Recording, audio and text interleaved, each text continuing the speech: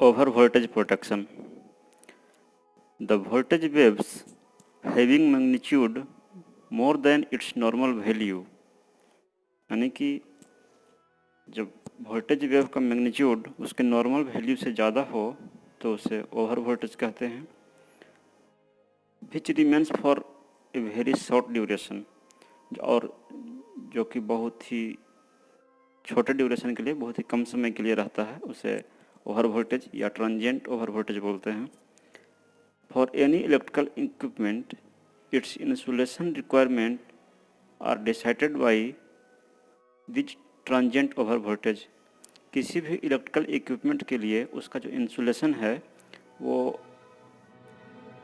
इस transient over voltage के base पे ही डिसाइड होता है। There are two main cause of over voltage protection. Over voltage के प्रोटेक्शन के दो मेन कारण हैं।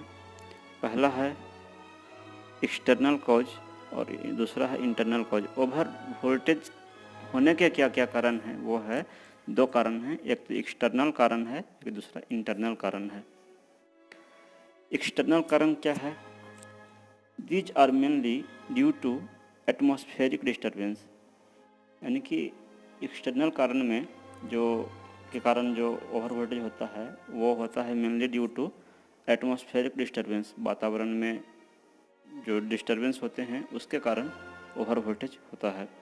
The effect of such surges is totally different from that of switching surges, यानी कि जो एटमॉस्फेरिक डिस्टर्बेंस के कारण जो ओवर वोल्टेज होता है वो वोल्टेज स्विचिंग सर्जेज से बिल्कुल ही डिफरेंट होता है। And the amplitude is independent of the system voltage, और एटमॉस्फेरिक डिस्टर्बेंस के कारण जो ओवर वोल्टेज होता है उसका एम्पलीट्यूड सिस्टम के वोल्टेज से इंडिपेंडेंट होता है। सिस्टम का वोल्टेज कुछ भी हो उस पर डिपेंड नहीं करता है। जब एक्सटर्नल एटमॉस्फेरिक डिस्टर्बेंस के कारण जब ओवर वोल्टेज होता है वो सिस्टम के वोल्टेज से इंडिपेंडेंट होता है। एक्सटर्नल कॉज इंक्लूड्स, यानी एक्सटर्नल कॉज के अंदर क्या क्या चीज़ आता है। पहला है कि डायरेक्ट लाइटनिंग स्ट्रोक, यानी कि जब लाइटनिंग जब होती है वो डायरेक्ट आपके इक्विपमेंट पे या ट्रांसमिशन लाइन पे डायरेक्ट जब आज गिरे तो वो डायरेक्ट लाइटनिंग स्ट्रोक हुआ। अगर उसके आसपास गिरे, इक्विपमेंट के आसपास गिरे तो इनडायरेक्ट लाइटनिंग स्ट्रोक है। तीसरा है voltage induced due to atmospheric changes along the length of line. Length of line यानी लाइन के लेंथ के अलोंग अगर एटमॉस्फेरिक चेंजेज होते हैं तो उसके कारण वोल्टेज इंड्यूस्ड हो सकता है।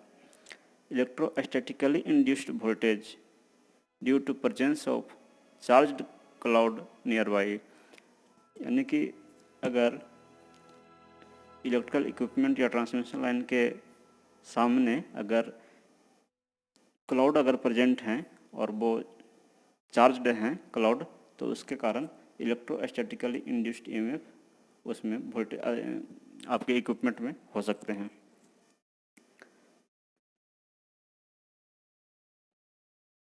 Electrostatically induced overvoltage due to frictional effect of small particles like dust or dry snow, यानी कि इलेक्ट्रोस्टैटिकली इंड्यूस्ड ओवर वोल्टेज हो सकता है due to frictional effect of small particles like dust या ड्राई स्नो, ये सब स्मॉल पार्टिकल की वजह से, इनके फ्रिक्शनल इफेक्ट की वजह से भी ओवर वोल्टेज होता है द एटमॉस्फेयर, और due to change in the altitude of the line, और लाइन्स के एल्टीट्यूड यानी हाइट ऊंचाई चेंज होने पे, जैसे कि मान लीजिए कि हिली एरिया है, पहाड़ी एरिया है, या ऐसा जगह है जहाँ पर कि बर्फबारी होते रहती है, तो इन वजह से भी ओवर वोल्टेज हो सकता है। ये तो थे एक्सटर्नल कॉजेज क्या क्या हैं। अब इंटरनल कॉज क्या है? These over voltages are caused by change in operating condition of the power system. यानी इंटरनल कॉज जो है ओवर वोल्टेज का वो ये है कि पावर सिस्टम के ऑपरेटिंग कंडीशन में चेंज होने की वजह से ओवर वोल्टेज होता है। उसमें पहला है आपका स्विचिंग ओवर वोल्टेज और transient over voltage of high frequency. यानी कि स्विचिंग ओवर वोल्टेज या ट्रांजिएंट ओवर वोल्टेज क्या है देखते हैं। This is called when switching operation is carried out. यानी कि जब स्विचिंग ऑपरेशन परफॉर्म किया जाता है, जब हम किसी लाइन को या इक्विपमेंट को ऑन करते हैं तो फ्रैक्शन ऑफ सेकंड के लिए वो जो वोल्टेज है वो ओवर वोल्टेज होता है अंडर नॉर्मल कंडीशन। और when fault occur in the network, या नेटवर्क में जब कभी फॉल्ट होता है तो जिस टाइम फॉल्ट होता है, जितने सेकंड के लिए फॉल्ट होता है, उस दौरान अचानक ओवर वोल्टेज हो सकता है।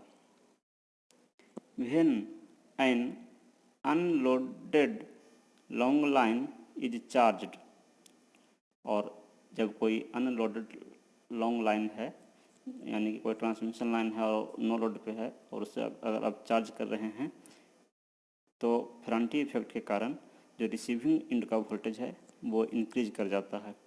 इसी को फेरांटी इफेक्ट बोलते हैं।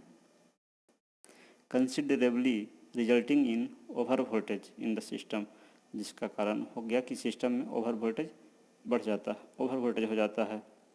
Similarly when the primary side of the transformer or a reactor is switched on, over voltage of transient nature occurs। ठीक उसी प्रकार से जब ट्रांसफार्मर या रिएक्टर को स्विच ऑन किया जाता है तो ओवर वोल्टेज ट्रांजिएंट नेचर का यानी कुछ सेकंड्स का, कुछ फ्रैक्शन ऑफ सेकंड्स का ओवर वोल्टेज होता है। तो ये सब इंटरनल कॉज हैं ओवर वोल्टेज होने के। इंटरनल कॉज में हमने अभी पहला पढ़ा था। दूसरा है कि temporary over voltage. These are caused when some major loads gets disconnected from the long line. यानी कि ये टेम्पोररी ओवर वोल्टेज कब होता है, जब किसी लॉन्ग लाइन से लोड को डिस्कनेक्ट कर दिया जाता है। लोड एक्चुअली में वेरी करते रहते हैं, कभी ज़्यादा लोड होता है, कभी कम लोड हो जाता है। तो जब लोड डिस्कनेक्ट होता है तो उस वजह से टेम्पोररी ओवर वोल्टेज हो सकते हैं। ये नॉर्मल कंडीशन में या स्टेडी स्टेट कंडीशन में होता है। अब हम लोग पढ़ते हैं lightning phenomena and over voltage due to lightning.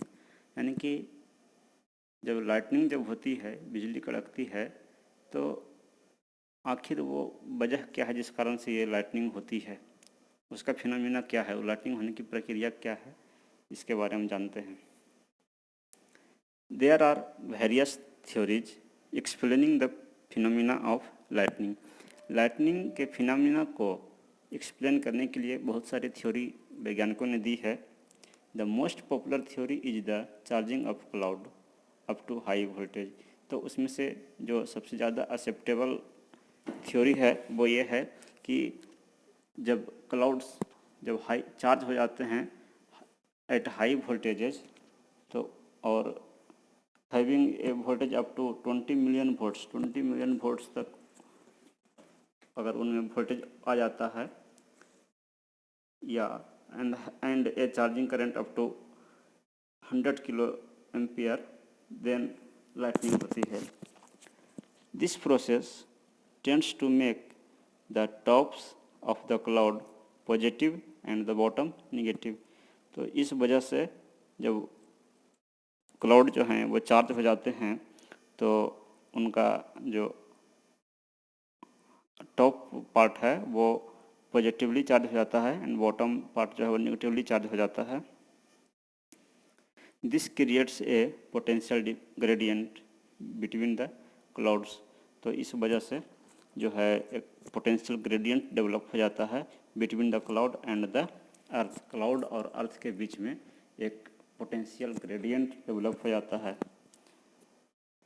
The voltage gradient में exceed the breakdown value of the air.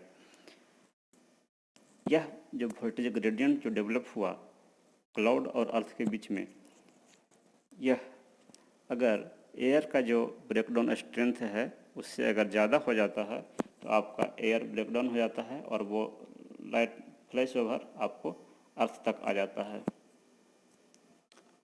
Normally air का जो ब्रेकडाउन स्ट्रेंथ है वो होता है 21 kV पर सेंटीमीटर, ये RMS वैल्यू होता है, और 30 kV पर सेंटीमीटर ये पीक वैल्यू होता है। अगर इससे ज़्यादा अगर वोल्टेज ग्रेडियंट अगर क्लाउड और अर्थ के बीच का अगर इससे ज़्यादा है तो आपका एयर का ब्रेकडाउन हो जाता है और वो फिर लाइटनिंग में कन्वर्ट हो जाता है।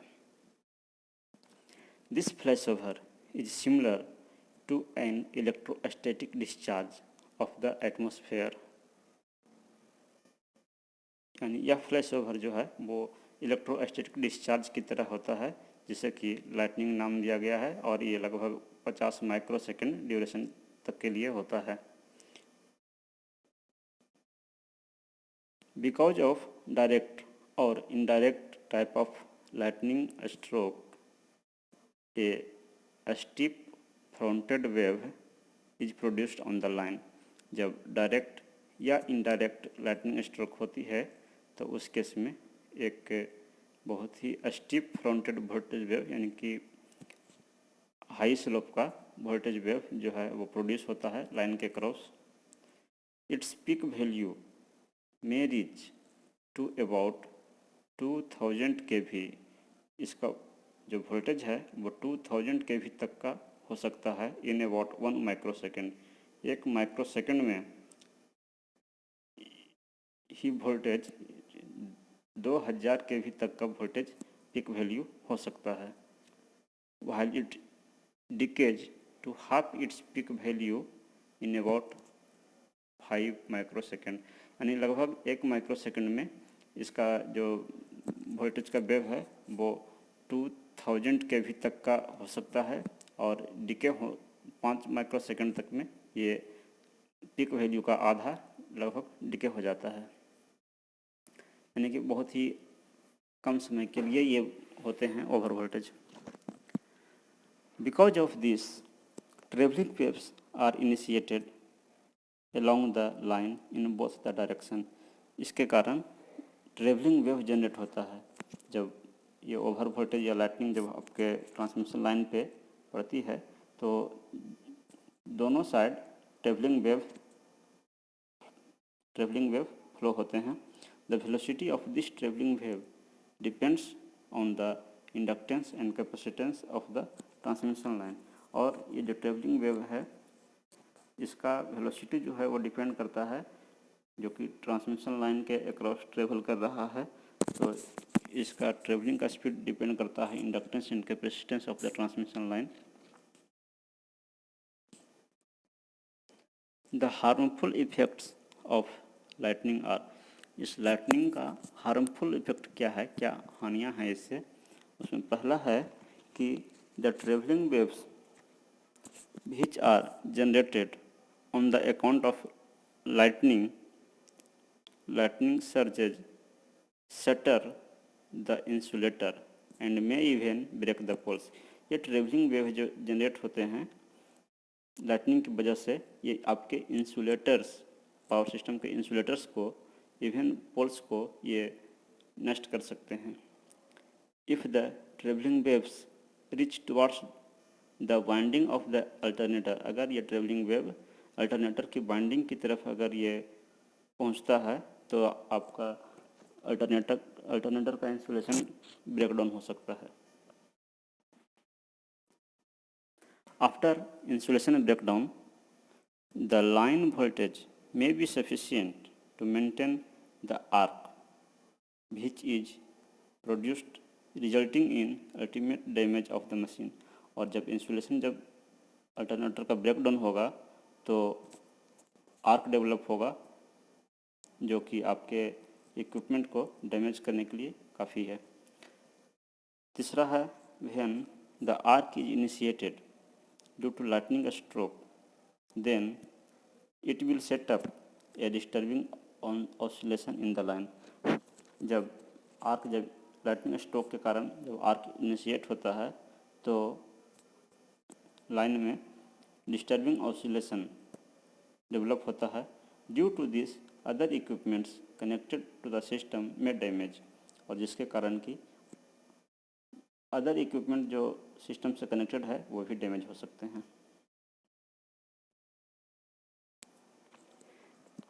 अब पढ़ते हैं protection of sub station from direct stroke, यानी कि डायरेक्ट स्ट्रोक से सब स्टेशन को कैसे प्रोटेक्ट किया जाता है।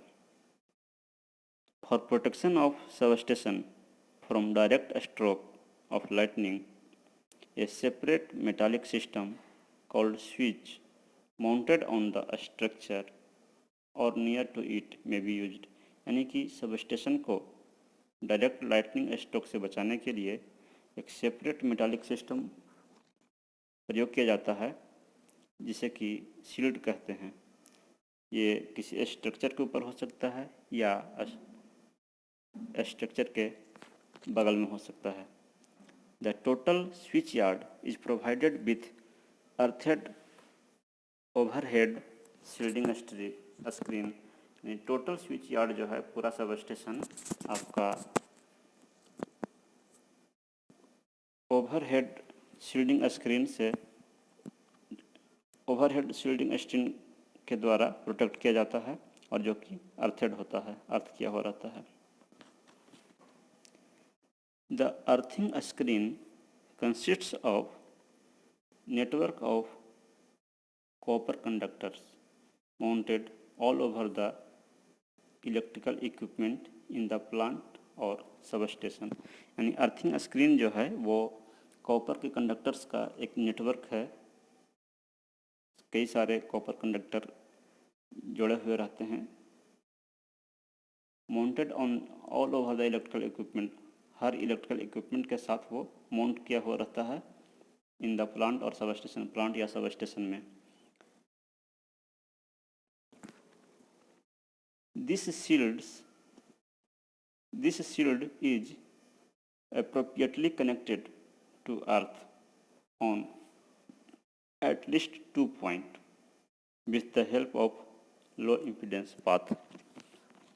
यानी कि यह शील्ड जो है अप्रोप्रिएटली दो जगह पे, कम से कम दो जगह पे ये अर्थ से कनेक्टेड होता है विथ लो इम्पीडेंस पाथ के द्वारा, यानी लो रेजिस्टेंस के द्वारा। Occurrence of any stroke is diverted to the earth as the shields provides low resistance path। कहने का मतलब है कि कोई भी अगर डायरेक्ट स्ट्रोक अगर होता है सब स्टेशन पे या किसी इक्विपमेंट पे तो वो डाइवर्ट हो जाता है टू द अर्थ में डाइवर्ट हो जाता है, क्योंकि ये शील्ड जो है वो लो रेजिस्टेंस प्रोवाइड करता है उस स्ट्रोक के लिए। Thus the costly station equipments are protected from damage. और इस तरह से जो सब स्टेशन के जो कॉस्टली इक्विपमेंट्स है उसे बचाया जा सकता है। अब पढ़ते हैं protection of transmission line against direct stroke. Direct stroke से ट्रांसमिशन लाइन को कैसे प्रोटेक्ट किया जाता है। हम लोग जानते हैं कि ट्रांसमिशन लाइन जो है ये ओपन प्लेस पे होता है और काफ़ी लॉन्ग डिस्टेंस तक होता है। तो इन लाइटनिंग के कारण लाइटनिंग जो है वो ट्रांसमिशन लाइन पे होने के ज़्यादा चांसेस रहते हैं, क्योंकि ये ओपन प्लेस पे होता है। Transmission lines are effectively protected against direct lightning stroke with the use of ground wires.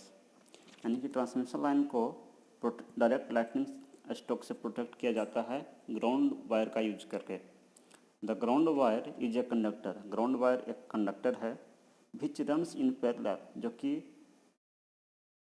Parallel में रन करता है विथ द पावर कंडक्टर। यानी कि जो ट्रांसमिशन लाइन है आपका, जो इलेक्ट्रिसिटी को कैरी कर रहा है, इलेक्ट्रिकल पावर को कैरी कर रहा है, उस लाइन के पैरेलल में ये ग्राउंड वायर रन करते हैं।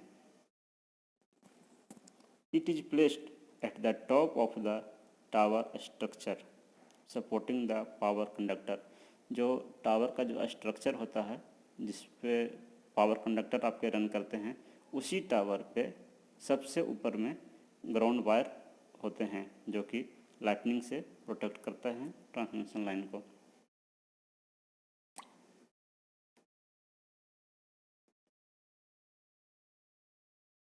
For horizontal configuration of the line conductor there are 2 ground wires. यानी कि अगर आपका जो ट्रांसमिशन लाइन है वो हॉरिजेंटली अगर रन कर रहा है तो उस केस में 2 ग्राउंड वायर्स देने की ज़रूरत होती है पूरी तरह से पावर कंडक्टर को प्रोटेक्ट करने के लिए। और अगर वर्टिकली अगर पावर कंडक्टर अगर वर्टिकली रन कर रहा है तो 1 ग्राउंड वायर इनफ है। The ground wire is made up of galvanised steel. Ground wire जो है वो गैल्वेनाइज्ड स्टील के बने हुए होते हैं। गैल्वेनाइज्ड स्टील बोलते हैं कि किसी स्टील के ऊपर जिंक का कोटिंग किया जाता है, तो वो उस प्रकार के स्टील को जो जिंक से कोटिंग किया हुआ है गैल्वेनाइज्ड स्टील बोलते हैं। In modern high voltage transmission line ACSR conductor of the same size as the power conductor is used. आजकल मॉडर्न जो हाई वोल्टेज ट्रांसमिशन लाइन्स हैं उसमें गैल्वेनाइज्ड स्टील के जगह पे ACSR कंडक्टर का ही यूज किया जाता है एज ए ग्राउंड वायर। ये ACSR कंडक्टर का फुल फॉर्म होता है एल्युमिनियम कंडक्टर स्टील रेनफोर्स्ड। ये कंडक्टर हैं जिसमें कि आउटर सरफेस एल्युमिनियम का होता है और इनर कंडक्टर जो है वो स्टील का होता है। The material and size of the conductor required for ground wires needs more mechanical consideration in its design. यानी कहने का मतलब ये है कि ग्राउंड वायर के कंस्ट्रक्शन के लिए ज़्यादा consideration mechanical point of view से दिया जाता है, ज़्यादा consideration rather than the electrically ज़्यादा कंसिडरेशन नहीं किया जाता है, ज़्यादा मैकेनिकली कंसिडरेशन किया जाता है ताकि ये वेट जो है वो ज़्यादा ना हो और ये कभी टूटे नहीं, इसलिए मैकेनिकली इस पर ज़्यादा कंसिडर किया जाता है। With the help of simple and economical methods, simple और इकोनॉमिकल मेथड की मदद से ग्राउंड वायर के रेजिस्टेंस को कम किया जा सकता है। The height of the ground wire is such that all the lightning strokes are intercepted by them।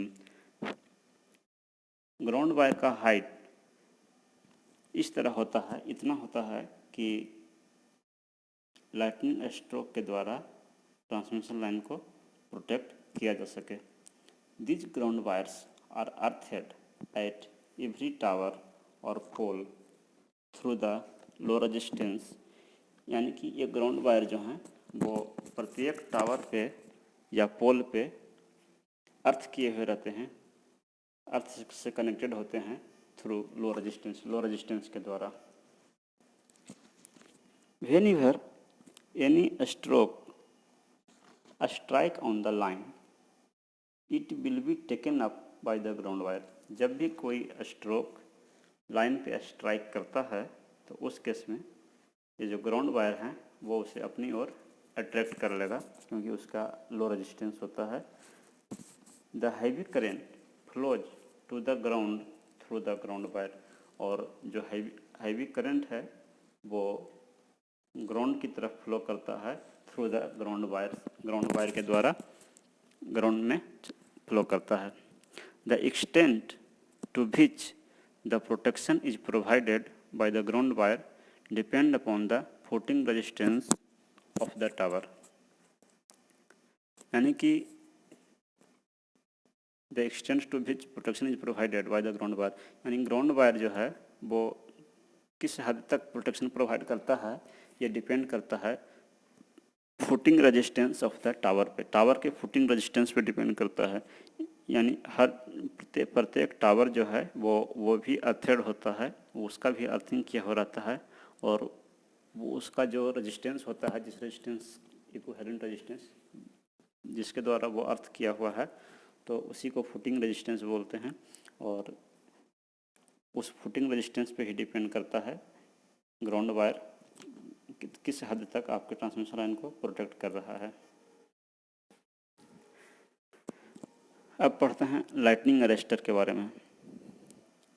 The lightning arrester, इसको सर्ज अरेस्टर भी बोलते हैं, is a protective device which provide very low impedance path to the ground for high voltage travelling waves. Lightning arrester या surge arrester एक protective device है जो कि high voltage travelling wave जो है, जो हाई वोल्टेज के वेव्स हैं, उन्हें लो इम्पीडेंस पाथ प्रोवाइड करता है, लो इम्पीडेंस पाथ प्रोवाइड करता है टू द ग्राउंड के लिए। This device behaves like a non linear electrical resistance. ये डिवाइस जो हैं वो नॉन लीनियर इलेक्ट्रिकल रेजिस्टेंस की तरह काम करता है। Its resistance decreases as the voltage increases and vice versa after a certain level of voltage. चूँकि यह जो है नॉन लीनियर रेजिस्टेंस की तरह बिहेव करता है, कहने का मतलब ये होता है कि अगर एक निश्चित वोल्टेज से ज़्यादा वोल्टेज होता है तो ये आपका लाइटनिंग अरेस्टर जो है ये लो रेजिस्टेंस की तरह काम करता है, और अगर एक निश्चित अमाउंट से अगर कम वोल्टेज है तो फिर ये हाई रेजिस्टेंस की तरह काम करता है, इसलिए इसको बोलते हैं नॉन लीनियर रेजिस्टेंस की तरह काम करता है। Surge arresters are usually connected between phase and ground in distribution system. Distribution system में सर्ज अरेस्टर जो है वो फेज और ग्राउंड के बीच में कनेक्ट होता है। Near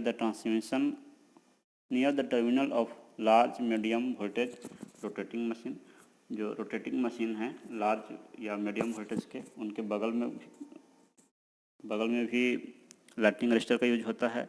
and in high voltage, extra high voltage और HVDC सब स्टेशन में भी ऑपरेटर्स के प्रोटेक्शन के लिए लाइटनिंग अरेस्टर का यूज होता है। There are mainly 3 types of lightning arrester. मुख्यतः 3 प्रकार के लाइटनिंग अरेस्टर होते हैं।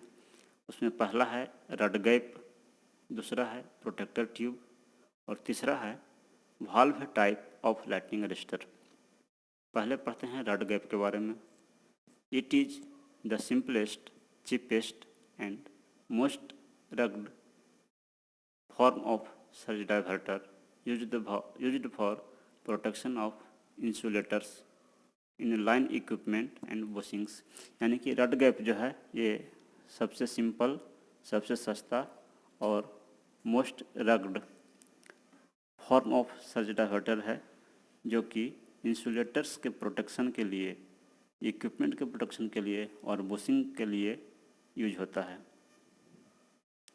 ये आपका फिगर है रड गैप का, जिसमें कि आप देख रहे हैं सबसे ऊपर में पावर कंडक्टर है और उसके नीचे इंसुलेटर स्ट्रिंग है, कई सारे इंसुलेटर के स्ट्रिंग्स हैं, और सबसे नीचे में सपोर्ट है, अर्थर सपोर्ट है जिसको अर्थ किया हुआ है, और फिर उस अर्थ से ही एक रड है नीचे में भी और एक ऊपर में भी, इन दोनों के बीच गैप बना हुआ रहता है।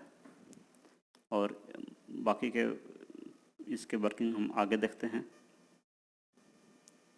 The conducting rod are provided between the line terminal and the earth terminal of the insulator with an adjustable gap. यानी कि कंडक्टिंग रड जो है वो लाइन टर्मिनल और अर्थर टर्मिनल के बीच में विथ एडजस्टेबल गैप, यानी गैप को एडजस्ट भी किया जा सकता है। इस फिगर में जैसा कि अभी आप देख रहे हैं कि ऊपर में लाइन टर्मिनल है, नीचे में अर्थर टर्मिनल है, इन दोनों के बीच में रड गैप दिया हुआ है और ये आपका एडजस्टेबल रड गैप होते हैं। इसको आप चेंज भी कर सकते हैं, चेंज किया जा सकता है। The medium present in the gap is air. उस गैप में, दोनों रड के बीच का जो गैप है वो, उस गैप में जो मीडियम होता है वो एयर होता है। The rods are either square और round with diameter approximately 12 mm and bent at right angle. यानी ये रड जो हैं या तो स्क्वायर शेप में होते हैं या राउंड शेप में होते हैं, विथ डायमीटर लगभग 12 mm डायमीटर के और 90 डिग्री पे मुड़े हुए होते हैं। One rod is connected to the line circuit. यानी दो रड होता है, उसमें एक रड जो है वो लाइन सर्किट से यानी पावर कंडक्टर से कनेक्टेड होता है, while the other rod is connected to the earth। जबकि दूसरा रड जो है वो अर्थ से कनेक्टेड होता है। The gap between the rod may be in the form of horn और arcing ring। यानी कि इनके बीच का जो गैप है वो हॉर्न के रूप में हो सकता है या आर्किंग रिंग के रूप में हो सकता है। The gap is adjusted in such a way that the breakdown should occur at about 20% below the flashover voltage of the insulator। Insulator का जो फ्लैश ओवर वोल्टेज है, हर इंसुलेटर का अपना एक फ्लैश ओवर वोल्टेज है, जिससे कि ज़्यादा होने पे वो इंसुलेटर जो है वो इंसुलेटिंग का काम नहीं करेगा। तो इंसुलेटर का जो फ्लैश ओवर वोल्टेज है उससे 20% कम होता है। ये जो रड गैप के बीच का जो गैप है वो इतना रखा जाता है ताकि ब्रेकडाउन जो है वो इंसुलेटर की तुलना में 20% कम वोल्टेज पे ही हो जाए। So as to avoid cascading of the very steep wave front across the insulator, ताकि हमारा इंसुलेटर जो है वो सेव रह सके। इसलिए एयर गैप का, ये रड गैप का जो रड गैप में गैप का जो एडजस्टमेंट किया जाता है वो 20% कम पे ही किया जाता है।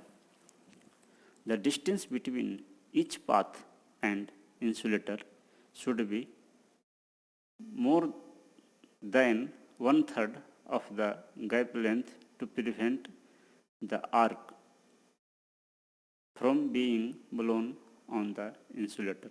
यानी कि इंसुलेटर और रड गैप के बीच का जो डिस्टेंस है उस डिस्टेंस का 1/3 से ज़्यादा ये रड के बीच का गैप रखा जाता है। जैसे कि ये फिगर में भी आपको दिखाया गया है कि जो रड गैप है और इंसुलेटर का स्ट्रिंग है, दोनों के बीच का डिस्टेंस अगर L है तो उस L का 1/3 से ज़्यादा इस रड गैप के बीच का दूरी जनरली होता है। The system operating voltage has the influence on the rod gap. यानी कि ये रड का गैप जो है वो सिस्टम के ऑपरेटिंग वोल्टेज पे भी डिपेंड करता है कि किस वोल्टेज पे हमारा सिस्टम ऑपरेट कर रहा है। जैसे कि फॉर एग्जांपल के लिए अगर 33 kV का सिस्टम है तो rod gap 22.86 centimetre generally use होता है, और उसी प्रकार से अगर 66 kV का है तो रड गैप 35.56 सेंटीमीटर, 132 kV के लिए 66.04 सेंटीमीटर और 275 kV के लिए 124.46 सेंटीमीटर का गैप रखा जाता है। तो यानी कहने का मतलब ये है कि रड का गैप जो है वो ऑपरेटिंग सिस्टम के ऑपरेटिंग वोल्टेज पे डिपेंड करता है। Under normal operating condition the gap is non conducting, यानी सामान्य परिस्थिति में, यानी अगर कोई फॉल्ट नहीं है, अगर कोई ओवर वोल्टेज का केस नहीं है, थंडरिंग या लाइटनिंग नहीं है, उस केस में जो गैप है वो नॉन कंडक्टिंग होता है, वो कंडक्टिंग नहीं होता है। When the high voltage surge occurs on the line, जब हाई वोल्टेज सर्ज लाइन पे होता है, there is a spark over the gap, उस गैप के बीच में स्पार्क होता है, and the current in the surge is diverted to the earth, और जो करंट है वो अर्थ में डाइवर्ट हो जाता है, क्योंकि वो गैप के बीच का जो एयर है वो उसका ब्रेक डाउन हो जाता है, और वो जो नॉर्मल सिचुएशन में जो नॉन कंडक्टिंग का काम कर रहा था वो हाई वोल्टेज के केस में कंडक्टिंग का काम करता है, एयर आयोनाइज्ड हो जाता है वो कंडक्टिंग बन जाता है, और उस केस में वो अर्थ से कनेक्टेड हो जाता है। 10 excessive charge on the line is passed to the earth through this arrester, यानी इस प्रकार से जो एक्सेसिव चार्ज है, जो एक्स्ट्रा चार्ज है, वो इस अरेस्टर के थ्रू अर्थ में पास हो जाता है। The power frequency follow current is not interrupted by this type of arrester. इस अरेस्टर का एक डिमेरिट्स क्या है कि पावर फ्रीक्वेंसी फॉलो करंट जो है, यानी कि ये ओवर वोल्टेज लाइटनिंग के कारण जो ओवर वोल्टेज होता है उसके समाप्त हो जाने के बाद ये पावर फ्रीक्वेंसी के लिए भी ये कंडक्टिंग ही बना हुआ रहता है। ये वही कह रहा है कि the power frequency follow current is not interrupted by this type of arrester and continue to flow even after the high voltage surge is over. जब हाई वोल्टेज सर्ज ओवर हो जाता है फिर भी ये पावर फ्रीक्वेंसी करंट को interrupt नहीं करता है, ये मतलब कि ये कंटिन्यू आपका कंडक्टिंग बना हुआ रहता है, जिसके कारण this creates a line to ground fault, जिसके कारण कि फिर ये अगर पावर कंडक्टर के लिए नॉर्मल वोल्टेज के लिए भी अगर ये कंडक्टिंग का काम कर रहा है तो उस केस में तो ये एक ग्राउंड फॉल्ट का इक्विवेलेंट हो गया, लाइन टू ग्राउंड फॉल्ट का इक्विवेलेंट हो गया, क्योंकि नॉर्मल वोल्टेज के लिए इसको नॉन कंडक्टिंग होना चाहिए था, लेकिन चूँकि वो आर्क बना हुआ रह जाता है जिस कारण से ये कंडक्टिंग का काम कंडक्टर का काम करता है, मतलब कि ये नॉन कंडक्टिंग मीडियम नहीं रहता है। Which is to be interrupted by the circuit breaker, और उस केस में फिर सर्किट ब्रेकर को इंटरप्ट करना पड़ता है। 10 the operation of rod gap results in interruption of supply, और कहने का मतलब ये हुआ कि फिर नतीजा क्या हुआ कि सर्किट ब्रेकर के द्वारा फिर सप्लाई को इंटरप्ट करना पड़ता है। इस गैप के बीच का जो आयोनाइज्ड एयर था उसको डी इनर्जाइज करने के लिए, hence the rod gap is used as backup और सेकेंडरी प्रोटेक्शन, इसलिए रड गैप जो है वो as a backup protection use किया जाता है। दूसरा है expulsion type lightning arrester. This type of arrester is also known as protector tube. इस अरेस्टर को, एक्सपल्सन टाइप लाइटनिंग अरेस्टर को प्रोटेक्टर ट्यूब भी कहा जाता है, जो कि अप टू 33 kV तक के सिस्टम के वोल्टेज के लिए यूज किया जाता है। ये आपका फिगर है एक्सपल्सन टाइप लाइटनिंग अरेस्टर का, जिसमें कि ऊपर में इंसुलेटर का स्ट्रिंग है, नीचे में फाइबर का ट्यूब है, दोनों आपस में कनेक्टेड होते हैं और इस फाइबर ट्यूब में बीच में इंटरनल गैप भी होता है, बीच में गैप होता है। और डिटेल इसका एक्सप्लेनेशन हम पढ़ते हैं। It consists of A series gap in series with internal gap inside a fibre tube. Fibre tube के अंदर एक इंटरनल गैप बना हुआ है और उसके सीरीज में ही सीरीज गैप है ऊपर में। This gap in the fibre tube is made up of 2 electrodes. ये फाइबर ट्यूब में जो गैप है वो 2 इलेक्ट्रोड से बने हुए हैं। The upper electrode is connected to the series gap while the lower electrode is connected to the earth। यानी कि ये जो फाइबर ट्यूब में जो गैप है वो ऊपर का पोर्शन उसका सीरीज गैप से कनेक्टेड है और लोअर पोर्शन जो है वो अर्थ से कनेक्टेड है। जैसे कि हम फिगर में देखेंगे, ये आपका ऊपर का जो पोर्शन है 4 इंसुलेटर स्ट्रिंग जो दिख रहा है, इसी को सीरीज गैप कहा जा रहा है। और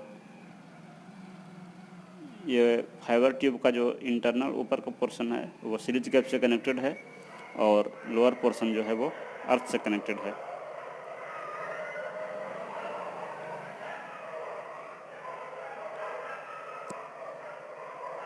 one such arrester is placed under each line conductor.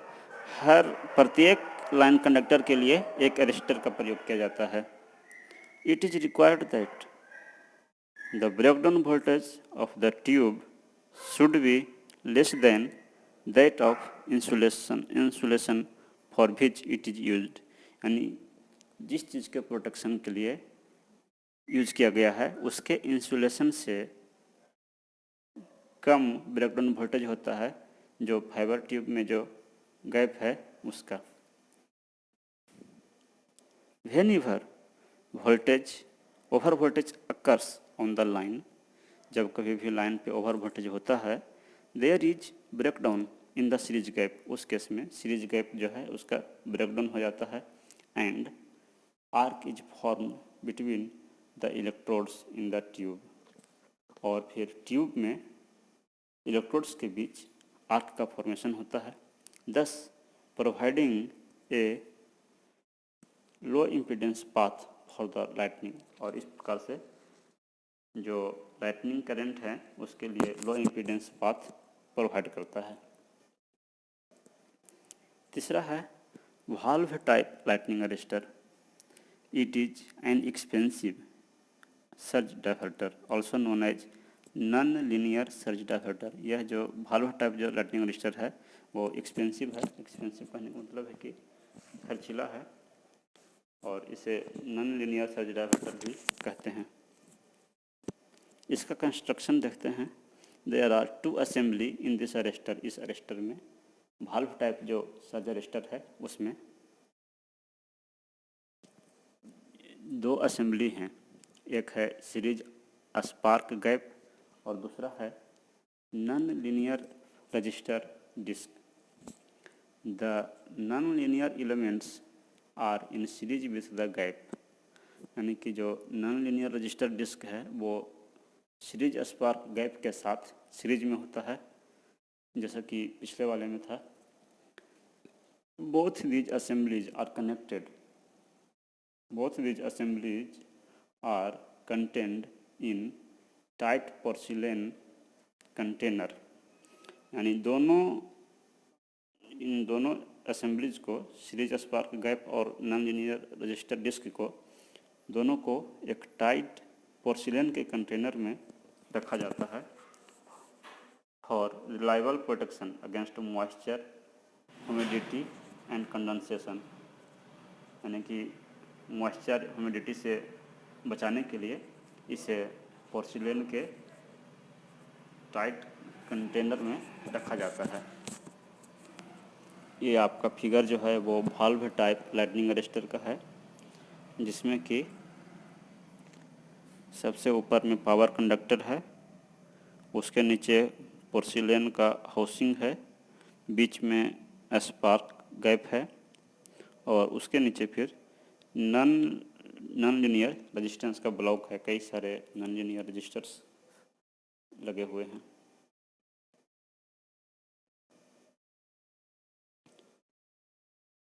अब हम जो पहला असेंबली था, पहला पार्ट था इसका, उसके बारे में जानते हैं। Series spark gap assembly.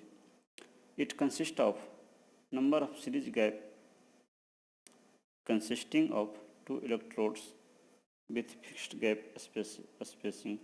यानी कि सीरीज स्पार्क गैप असेंबली जो है, इसमें नंबर ऑफ सीरीज गैप्स होते हैं, कई सारे सीरीज गैप्स होते हैं जिसमें कि 2 इलेक्ट्रोड होते हैं विथ फिक्स्ड गैप स्पेसिंग। उसमें दोनों इलेक्ट्रोड के बीच में फिक्स्ड गैप होता है। The voltage distribution across the spark gaps is made linear with the help of additional registers called grading registers of high value across the gap। Gap पे cross high value के grading registers को लगा करके और spark gap में voltage के distribution को linear किया जा सकता है। वो एडिशनल फीचर इसमें लगाया जा सकता है। दूसरा है assembly non linear registers. The non-linear registers are made of an inorganic compound। ये non-linear registers जो हैं वो inorganic compound के बने हुए होते हैं, जैसे कि थायराइड और मेट्रोसिल। These discs are in series to form a block। ये non-linear registers का जो डिस्क है वो सीरीज में कनेक्टेड होते हैं टू फॉर्म ए ब्लॉक, एक ब्लॉक बनाने के लिए। अब हम वर्किंग जानते हैं इस वाल्व टाइप लाइटनिंग रजिस्टर का। अंडर नॉर्मल ऑपरेटिंग कंडीशन, सामान्य ऑपरेटिंग कंडीशन में, यानी जब लाइटनिंग स्ट्रोक या ओवर वोल्टेज नहीं है, उस केस में the system voltage is not enough to cause breakdown of air gap assembly. Normal situation में जो नॉर्मल ऑपरेटिंग वोल्टेज है वो पर्याप्त नहीं है कि वो एयर गैप के ब्रेकडाउन को एयर गैप को ब्रेक डाउन कर पाने के लिए वो पर्याप्त नहीं है नॉर्मल सिचुएशन में। Under the condition of over voltage के कंडीशन में there is break down of series spark gap. जो सीरीज स्पार्क गैप है उसका ब्रेक डाउन हो जाता है। And the surge current quickly reaches to ground through non linear registers. और non linear registers के थ्रू जो सर्ज करंट है वो ग्राउंड में चला जाता है। The non linear registers will offer very small resistance to the flow of surge current. यानी सर्ज करंट के लिए जो नॉन लीनियर रजिस्टर है वो स्मॉल रेजिस्टेंस की तरह काम करेगा। हुज मैग्नीट्यूड इज लार्ज, यानी सर्ज करंट का मैग्नीट्यूड लार्ज होता है तो उसके लिए स्मॉल रेजिस्टेंस की तरह काम करेगा। Thus, the surge is prevented from sending back over the line। और इस प्रकार से जो सर्ज है उसको वापस फिर लाइन में जाने से रोका जा सकता है। After the surge is over, the resistor blocks offer high resistance to the flow of power follow current। और after the surge is over, यानी जब ओवर हो जाता है, यानी कि सर्ज करंट या ओवर वोल्टेज लाइटनिंग स्ट्रोक जब समाप्त हो जाता है उस केस में उसके बाद फिर ये जो रजिस्टर का ब्लॉक है वो हाई रेजिस्टेंस की तरह काम करता है फॉर द सिस्टम करंट के लिए। जो नॉर्मल सिस्टम करंट है उसको इंटरप्ट कर देता है, उसको फिर ग्राउंड में नहीं जाने देता है, उसके लिए हाई रेजिस्टेंस की तरह काम करता है।